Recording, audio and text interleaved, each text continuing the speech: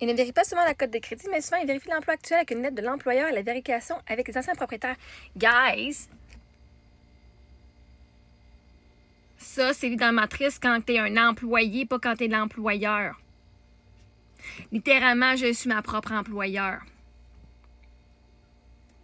Je pourrais bien m'écrire une lettre. Ben oui, Marie-Ève, whatever. Je dois leur prouver, moi, que j'ai du revenu. Fait que, non, on a pu voir ma cote de crédit, c'est pas la meilleure. J'ai du monde, par exemple, qui sont prêts à signer pour moi, avec moi. Mais mon emploi actuel, c'est je suis entrepreneur.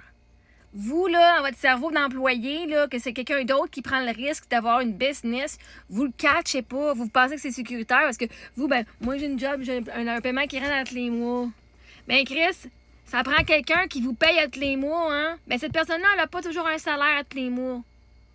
Elle va vous payer en premier, puis s'il reste de l'argent, elle va se faire un salaire. Revenu d'entreprise n'équivaut pas au salaire qu'on fait.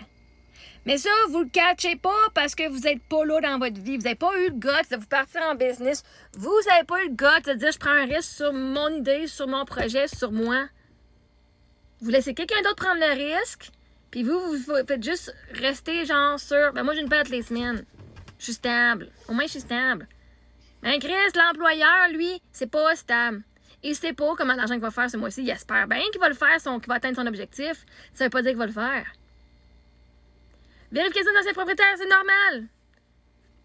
Mais est-ce que vous devez vous rendre dans votre tête que c'est pas tout le monde qui est un employé? Il y a du monde qui ont décidé d'arrêter d'être dans le système puis de travailler pour les autres. Puis de travailler pour eux autres mêmes en place. OK? Rentrez ça dans votre tête. Il n'y a pas juste des employés. Pour avoir un employé, ça prend un fucking employeur.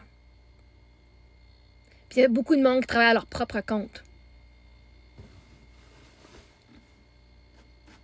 Fait une lettre de moi à moi pour ça sera pas. Ils vont pas accepter ça. Mais vous, c'est facile de parler comme ça. Mais quand tu connais pas le sujet, si t'as pas évolué au point de sortir, de travailler pour quelqu'un d'autre, c'est correct, t'as le droit, c'est ton choix de vouloir travailler pour quelqu'un d'autre puis d'avoir cette stabilité-là.